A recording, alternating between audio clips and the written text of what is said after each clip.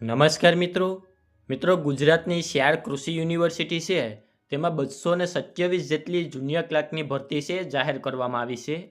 તો તે ભરતીના online form ભરવાના શરૂ થઈ ગયા છે. તો ઓનલાઈન ફોર્મ તમારે કેવી રીતે ભરવું તેમની સંપૂર્ણ માહિતી આજના વિડીયોમાં આપવાનો છું.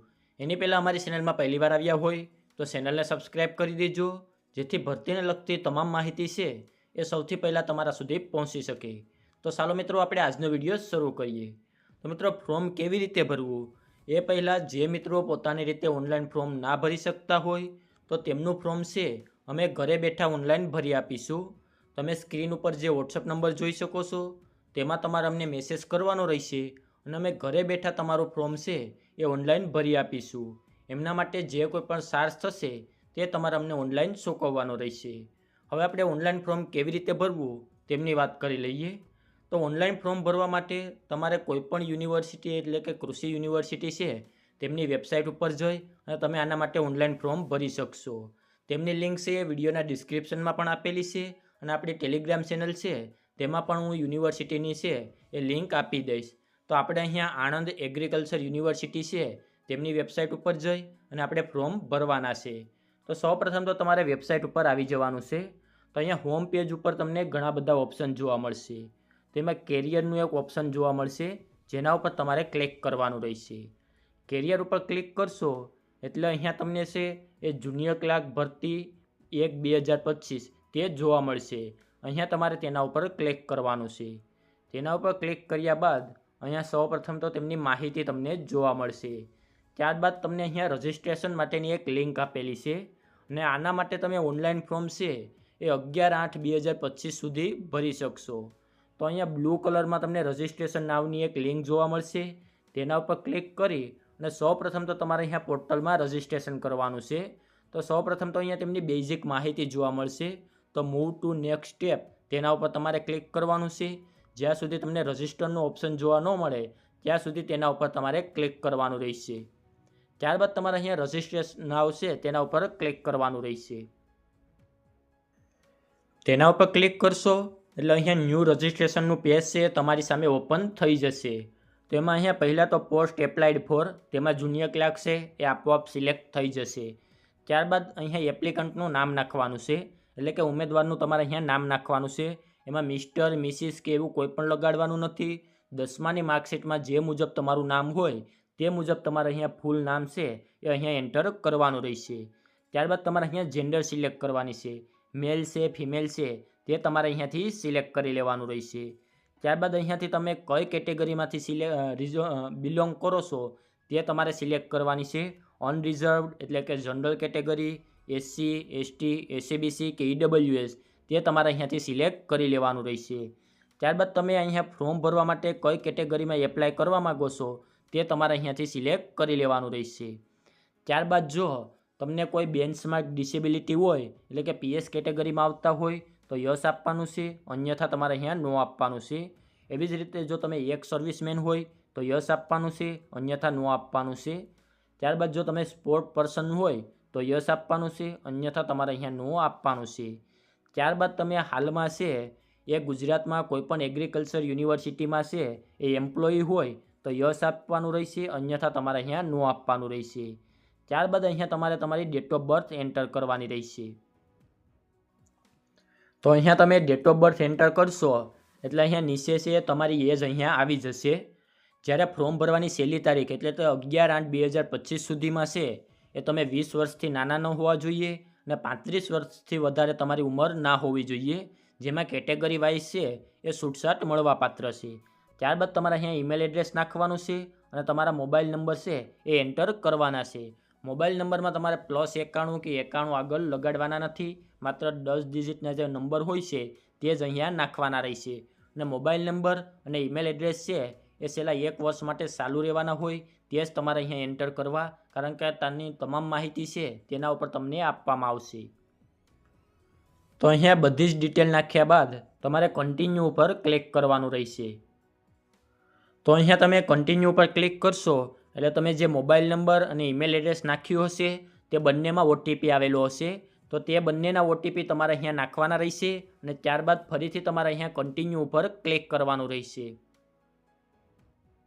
તો કન્ટિન્યુ કર્યા બાદ તમારી સામે છે તમારી બધી જ માહિતી જોવા મળી જશે, તે તમારે જોઈ લેવાની છે. ઓકે છે. ત્યારબાદ તમારે અહીંયા સેવ અને કન્ટિન્યુ ઉપર ક્લિક કરવાનું રહેશે. તો સેવ અને કન્ટિન્યુ ઉપર ક્લિક કરશો એટલે અહીંયા તમારા રજિસ્ટ્રેશનની પ્રોસેસ પૂરી થઈ જશે અને તમે બીજા ઓલામાં આવી જશો, એટલે કે બેઝિક ડિટેલની માહિતી નાખવાની છે તે પેજ ઉપર આવી જશો. તો અહીંયા સૌ પ્રથમ તો તમારે મધરનું નામ નાખવાનું છે, જેમાં ફર્સ્ટ મધર નેમ, ત્યારબાદ મિડલ નેમ અને ત્યારબાદ તમારે સરનેમ નાખવાની રહેશે. એવી જ રીતે તમારે ફાધરનું નેમ અથવા હસબન્ડનું નેમ પણ નાખવાનું રહેશે. ત્યારબાદ તમારે અહીંયાથી સિલેક્ટ કરવાનું છે તમે મેરિડ છો, અનમેરિડ છો, સેપરેટેડ છો કે વિડોવ છો, તે તમારે અહીંયાથી સિલેક્ટ કરી લેવાનું રહેશે.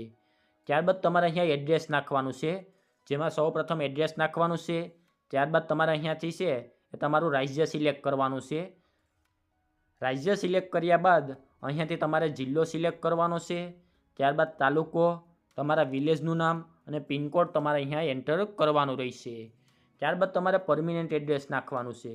જો તમારું પરમિનન્ટ એડ્રેસ છે એ અગાઉ તમે નાખ્યું એ એડ્રેસ જ હોય તો તમારે અહીંયા સેવ એજ તેના ઉપર ક્લિક કરી દેવાનું રહેશે, એટલે તે એડ્રેસ અહીંયા આવી જશે. ત્યારબાદ તમારે સેવ અને કન્ટિન્યુ ઉપર ક્લિક કરવાનું રહેશે. તો અહીંયા તમે સેવ ઉપર આપશો એટલે તમારું બીજું સ્ટેપ છે બેઝિક ડિટેલનું તે કમ્પ્લીટ થઈ જશે અને તમે ત્રીજા સ્ટેપ ઉપર આવી જશો. તો અહીંયા તમારે એજ્યુકેશન ડિટેલ નાખવાની રહેશે. તો એજ્યુકેશન ડિટેલમાં છે એ સૌ પ્રથમ તો તમારે ધોરણ 10નું છે એ નાખવાનું રહેશે, જેમાં તમારે ધોરણ 10ની છે યુનિવર્સિટી કે બોર્ડનું નામ નાખવાનું છે. ત્યારબાદ તમે કયા વર્ષમાં પાસ કર્યું છે, ડિવિઝન કયું આવેલું છે, જો તમારે CGPA કે પર્સન્ટેજ હોય તો તે તમારે અહીંયાથી સિલેક્ટ કરી લેવાના છે. તમારે શું પર્સન્ટેજ આવ્યા છે તે તમામ માહિતી અહીંયા તમારે નાખ્યા બાદ તમારે ધોરણ 10ની માર્કશીટ છે તે અહીંયા લાસ્ટમાં અપલોડ કરવાની રહેશે, જે તમે ઓનલી PDFમાં અપલોડ કરી શકશો અને 2 MBની તેમની સાઇઝ રાખવામાં આવેલી છે. એવી જ રીતે અહીંયા તમારે ધોરણ 12ની માર્કશીટ અથવા ડિપ્લોમાની માર્કશીટ નાખવાની રહેશે.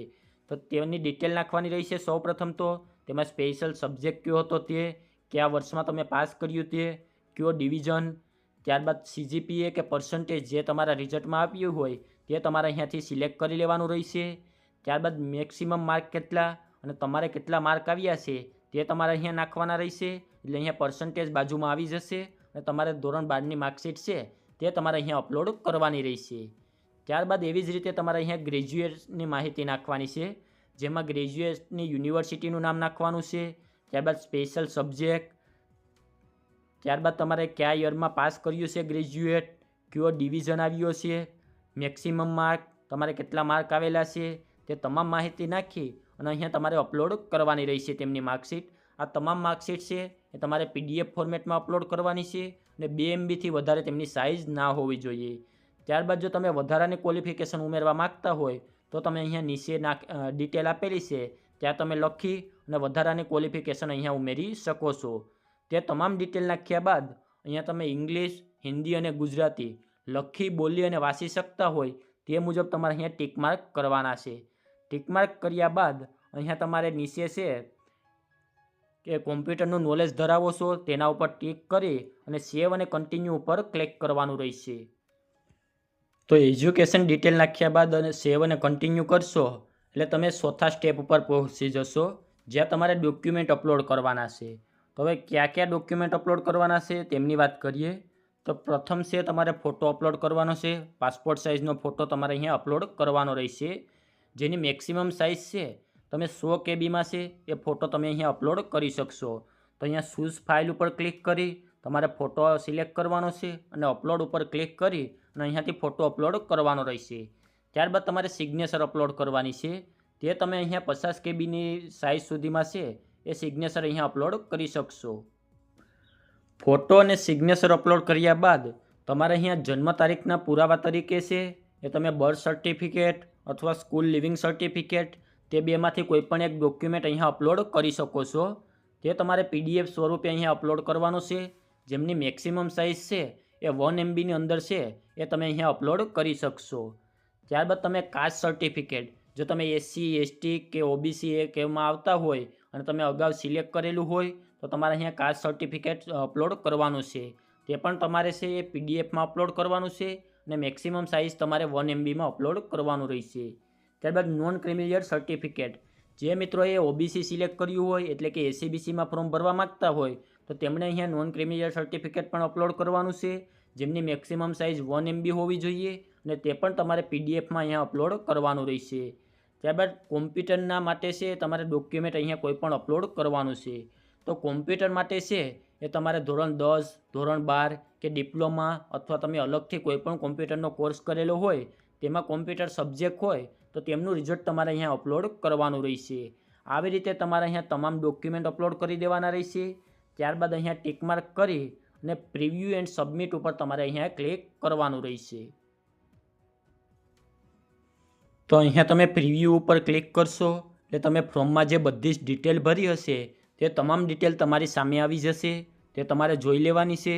જો બધી જ ડિટેલ ઓકે હોય તો અહીંયા તમારે સબમિટ ફોર્મ ઉપર ક્લિક કરવાનું રહેશે અને જો તમારે કોઈ સુધારો કરવો હોય તો click here for editing the form તેના ઉપર તમારે ક્લિક કરવાનું રહેશે. તમે સબમિટ ફોર્મ કરી દેશો પછી તે અહીંયા તમે ફોર્મમાં એડિટ નહીં કરી શકો, એટલે તમારે ડિટેલ પહેલાં જ જોઈ લેવી. તો ત્યારબાદ તમારે અહીંયા સબમિટ ફોર્મ ઉપર ક્લિક કરવાનું રહેશે. તો અહીંયા ફોર્મ તમે સબમિટ કરશો એટલે સ્ટેટસમાં તમને સબમિટેડ લખેલું આવી જશે અને પેમેન્ટમાં છે પેન્ડિંગ લખેલું આવશે. તો ત્યારબાદ તમારે અહીંયા નીચેની તરફ જવાનું રહેશે. તો અહીંયા તમે નીચેની તરફ જશો તો એપ્લિકન્ટના ફોર્મ નંબર જોવા મળશે, તેમનું નામ, ઈમેલ આઈડીસ અને કેટલી ફી તમારે અહીંયા ભરવાની છે તે તમામ માહિતી અહીંયા જોવા મળશે. અહીંયા જનરલ કેટેગરીવાળાને 1000 રૂપિયા ફી ભરવાની છે. એસસી, એસટી, ઓબીસી અને દિવ્યાંગ હોય તો તેમણે 250 રૂપિયા અહીંયા ફી ભરવાની રહેશે. તો નીચે મેક પેમેન્ટનું ઓપ્શન તમે જોઈ શકો છો, તેના ઉપર ક્લિક કરી અને અહીંયાથી તમારે ફી ભરવાની રહેશે. તો ફી ભર્યા બાદ છે એ તમે અહીંયાથી તમારું છે પ્રિન્ટ છે એ ડાઉનલોડ કરી શકશો. તો આવી રીતે તમારે છે એ ગુજરાતની કૃષિ યુનિવર્સિટીમાં જુનિયર ક્લાર્ક માટેનું ઓનલાઈન ફોર્મ ભરવાનું રહેશે. જો આને લગતો બીજો કોઈ પ્રશ્ન હોય તો નીચે કોમેન્ટ બોક્સમાં જણાવી દેજો, ત્યાં તેમનો જવાબ આપી દઈશું. અને જે મિત્રો પોતાની રીતે ઓનલાઈન ફોર્મ ના ભરી શકતા હોય તો તેમનું ફોર્મ છે અમે ઘરે બેઠા ઓનલાઈન ભરી આપીશું. એમના માટે તમે સ્ક્રીન ઉપર જે વોટ્સએપ નંબર જોઈ શકો છો તેના ઉપર તમારે અમને વોટ્સએપમાં મેસેજ કરવાનો રહેશે અને અમે ઘરે બેઠા તમારું ફોર્મ ઓનલાઈન ભરી આપીશું. એમના માટે જે કોઈ પણ ચાર્જ થશે તે તમારે અમને ઓનલાઈન ચૂકવવાનો રહેશે. તો આજના વિડીયોમાં આપવામાં આવેલી માહિતી સારી લાગી હોય તો વિડીયોને લાઇક કરી દેજો અને અમારી ચેનલમાં પહેલી વાર આવ્યા હોય તો ચેનલને સબસ્ક્રાઈબ કરી દેજો, જેથી ભરતીને લગતી તમામ માહિતી છે એ સૌથી પહેલાં તમારા સુધી પહોંચી શકે.